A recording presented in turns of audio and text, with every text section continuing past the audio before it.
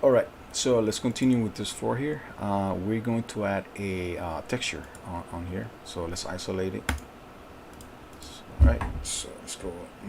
I want to hit F4 so I can see the lines, and I'm going to go on perspective view, hitting P. Alright, so I believe multi-texture, which is what we're going to use for our flooring texture. I think it works for Corona, I'm not sure. So if it does, I mean, you can follow along, and or if you want to learn how to do it in V-Ray, that's fine.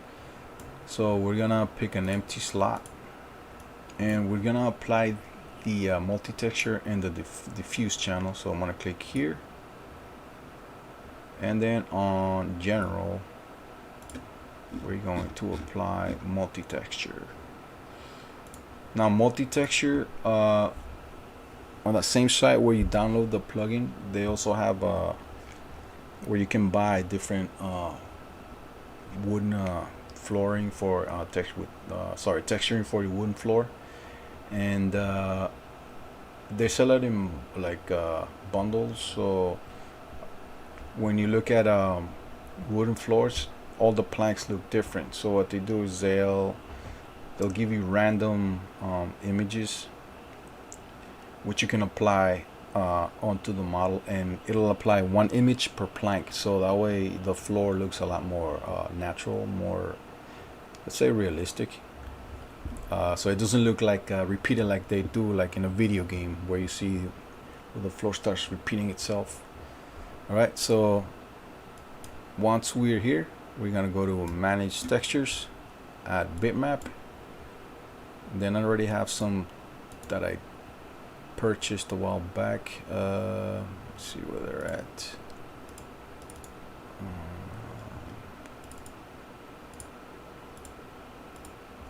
Give me a second here. My server is acting up. Not a good time. Alright, there you go. Yeah, okay. So I want to go to my wood floorings, CG source.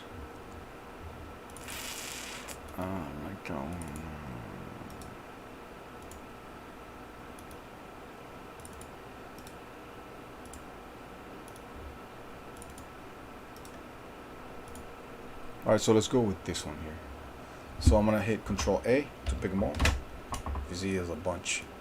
Alright, and I'm gonna say open.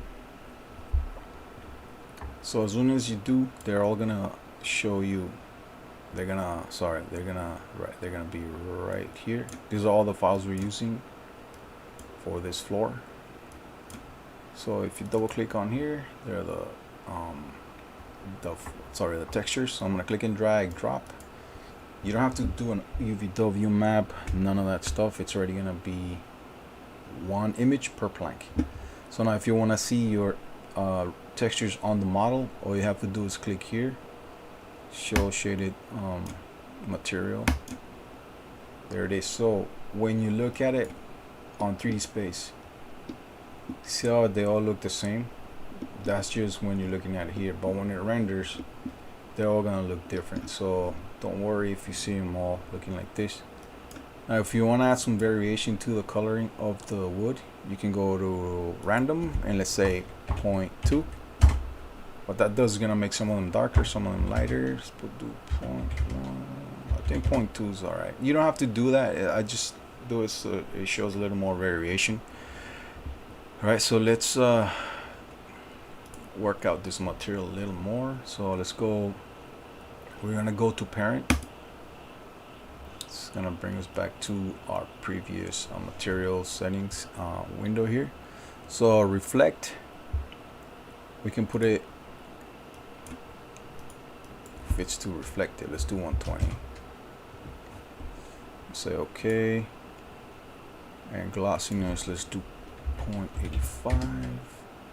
This is just for the tutorial. I mean, this is just for you to get the idea of how to use multi-texture. You can always tweak the settings if you feel more advanced. That's fine for now, and I'm gonna change the BRDF to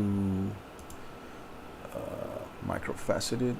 I think by default the newer maxes sorry, V-Rays have this already set to macro-faceted GTR, so you don't have to do that.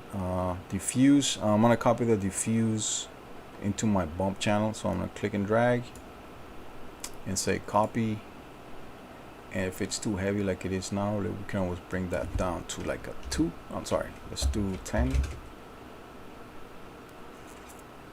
That's 15. I think 10 is good. All right, and let's just see how it looks on a render window.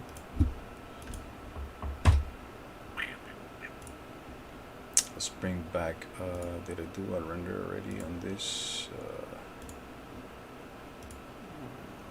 Frame buffer.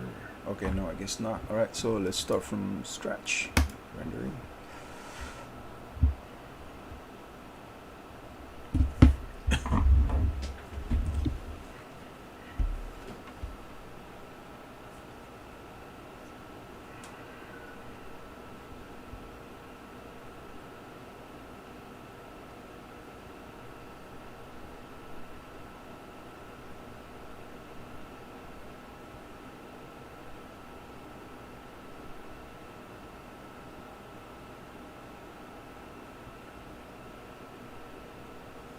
So now, I don't know if you noticed that the ceiling is picking up some of that color from the floor because of the light bounce. We can neutralize that, so the ceiling looks more towards the whites instead of like it's looking like a little beige on there. All right, and I can also brighten up the scene a bit. It's looking a little bit dull.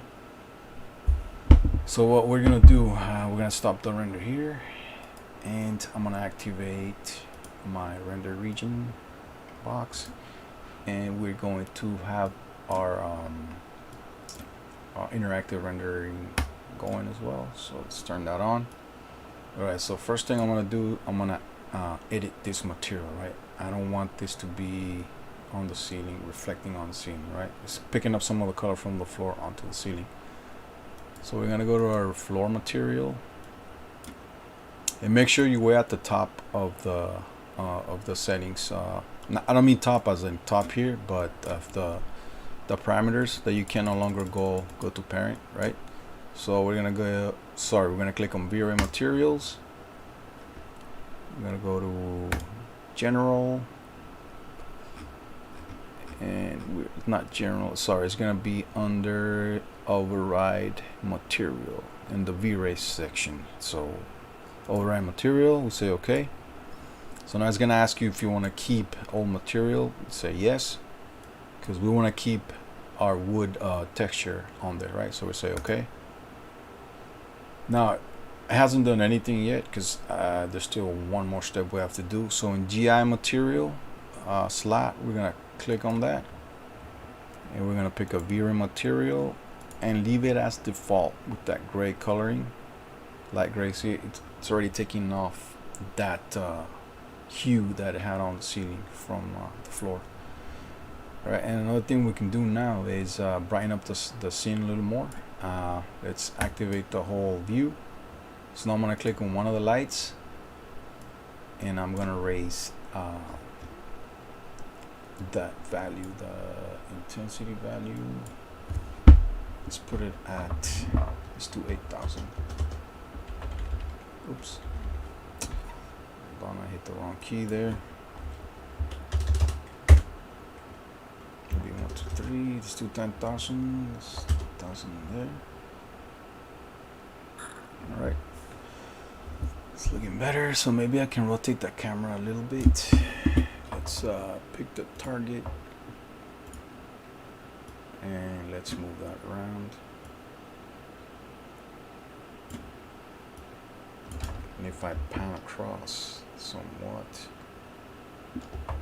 there,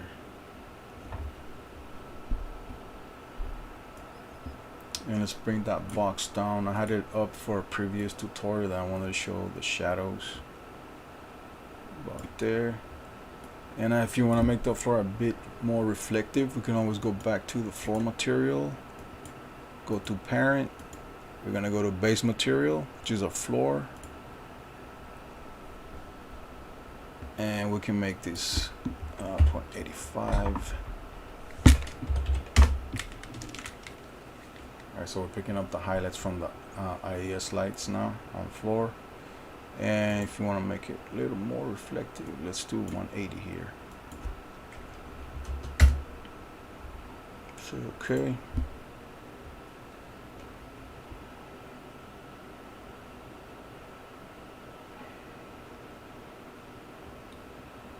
Maybe I'll increase the bump somewhat to 15.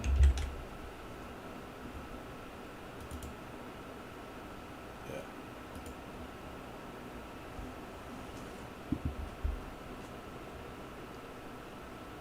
Let me try 0.65. I just want to see. Yeah, no.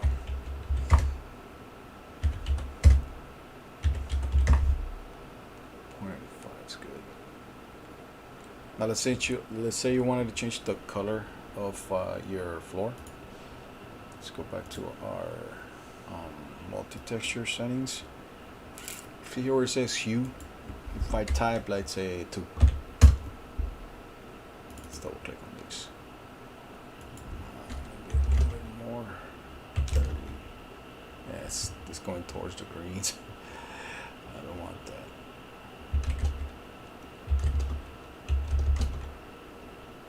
Yeah. See how it's changing, right? You can always do this in Photoshop as well if you think it's easier for you. You can always color match in Photoshop during post-production. Yeah, so that's, you know, if you want to change it here, just put it back to what it was. Maybe let's change this to 0.3.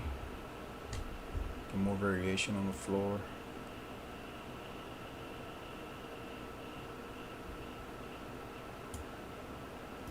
And I think I should brighten up the lights a bit more. So I'm gonna pick one of those lights and I'm gonna put it at 15,000. Let's try 12,000. Whoa. Sorry about that. There you go.